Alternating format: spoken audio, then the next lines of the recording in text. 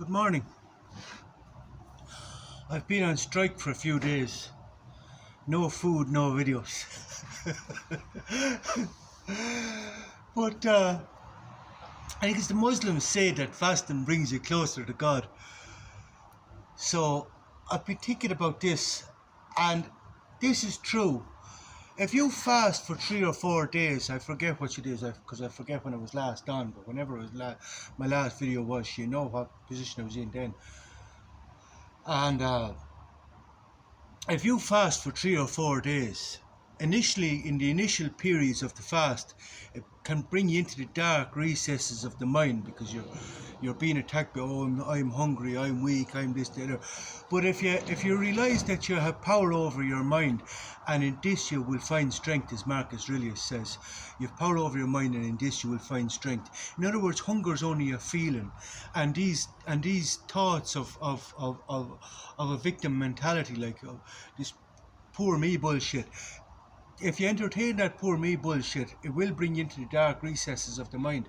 That's not what brought me there in mind. I do go in to the dark places of the mind where most people don't want to go.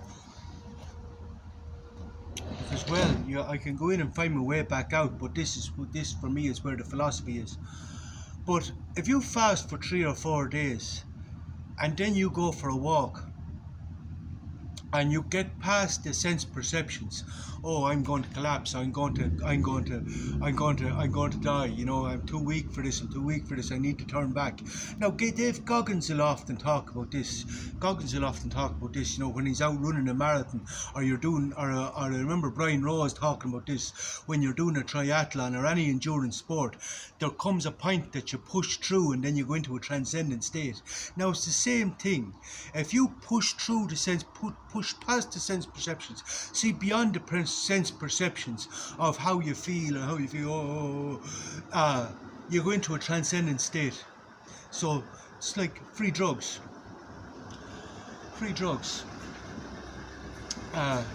So this is true. This will bring you closer to God, because this is, well, as they say, I was in my days of fasting, thankfully I was given Netflix, and well, this is conducive to my role. It was work for me, because like the philosophy in art, the philosophy of Netflix for me is astounding. First of all, I watched Stranger Things, which is very much about the dark side, and I enjoyed Stranger Things to a point. I just watched 2 seasons of this. After this, then I got the idea. You're good. There was no more to be gleaned from this. But in one thing, like in Stranger Things, I remember there were 2 youngsters telling this fella about this whole dark side. You might say, I believe you. But no one's going to believe this. No one's going to be able to conceptualize this. No one's going to be able to relate to this. And he said, I'll have to think. They said, what are you going to do? And he said, I'll have to think. And he started pouring out a vodka for himself, and he started drinking the vodka. And they said, you're thinking with drink? And he says, yeah. He says it dulls the sense perceptions, he said, and allows me to think. This is true sight. And I said, that's true. It's an altered state, which allows you beyond the normal sense perceptions. And in order to see beyond the sense perceptions, once you make the effort to do so, but it allows you to see beyond the sense perceptions. We say in place to any drugs. Or as I say, any transcendent state, anything that brings you into a transcendent state. But and he says, as we start drinking the vodka, he says, that's a bit severe. So he puts some club soda in, takes another drink. He says, just another little bit.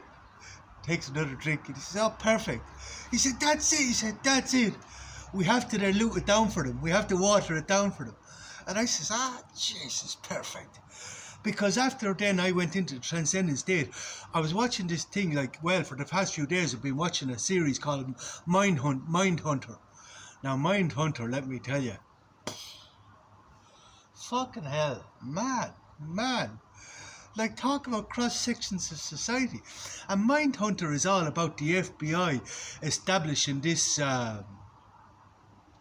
program where they interview psychopaths and and profile psychopaths with the intention then that they can put together a profile on how these psychopaths think and act and everything else, and aid them in catching them. So it was interviews with these psychopaths. Now, I wrote some philosophy on this. And then after I was in the transcendent state, after I came back for the walk, after fasting for 3 or 4 days, I wrote some philosophy. But you're not going to understand it. You're not going to understand it. And I don't expect that you would be able to understand it or relate to it. So I have to water it down. Now, then my whole task then was, how do I even go about watering this down? So let's give it a go. The first thing I say is Freud, first of all, like, my soul is always telling me, what you see in others, look for yourself first. What you see in others, look for yourself first. Now, this is a universal, because the universe shows us ourselves in others, but people don't look inwards. They're so busy projecting their morality onto everybody else and looking outwards, but they don't take what they see outwards and apply it inwards. Do you know what I mean? They're just so busy imposing their morality on everybody, but what they see in others, they don't look for in themselves. And because they're so busy trying to control everybody else, they're not focusing on the one thing that is within their control. Now, the Stoics also say it's only with clear eyes that you can see what is and is not within your control. Clear eyes being true sight, basically. It's basically seeing beyond the sense perceptions. Seeing that the sense perceptions are not to be trusted. Seeing that the sense perceptions are Plato's cave. The sense perceptions are Plato's cave. You have to see beyond the sense perceptions. But when you're watching something like Mindhunter with beyond the sense perceptions, then you can begin to understand. Even better than these FBI agents who were interviewing the psychopaths could understand, because they were completely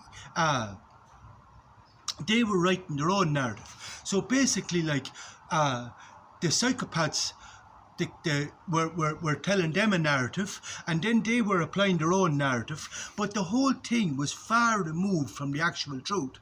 Now, how do I know this? Well, in order for me to, the first thing I had to do was I actually had to define my terms.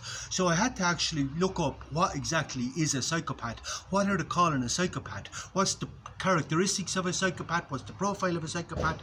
And then once I've established what a psychopath is, I said, am I a psychopath?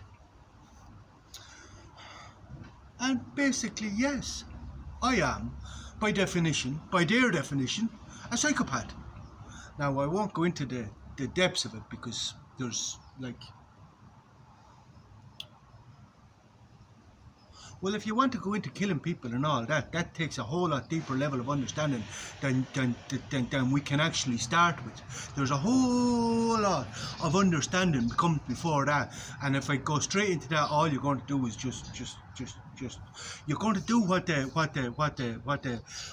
was stopping the interviewers. Like, there was one interviewer who was trying to actually understand, and not trying to actually understand until he reached a certain point, and the other fella was so busy imposing his morality. He was there, are you going to listen to this shit? Are you going to listen to this shit? Are you going to listen to this asshole? Are you going to listen to this asshole? But he was so busy imposing his morality upon them, so busy judging them, and he was going to learn sweet fuck all. And he did learn sweet fuck all, and all he actually learned was to apply a narrative that how he thought it was, but which was actually far removed from the truth.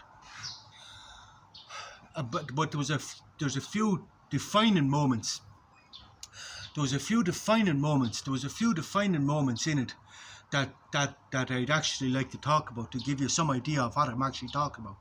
Like, the first thing was they were interviewing this suspect called Ed Kemper.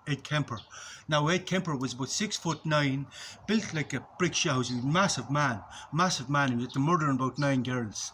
And they were trying to understand Ed Kemper, but they kept saying to Ed Kemper, what made you do this? Why did you do this? Why did you do that? Why did you do this? Asking him for a narrative, but every single thing he did. Why did you then engage in this act? Why did you engage in this act? Why did you do this?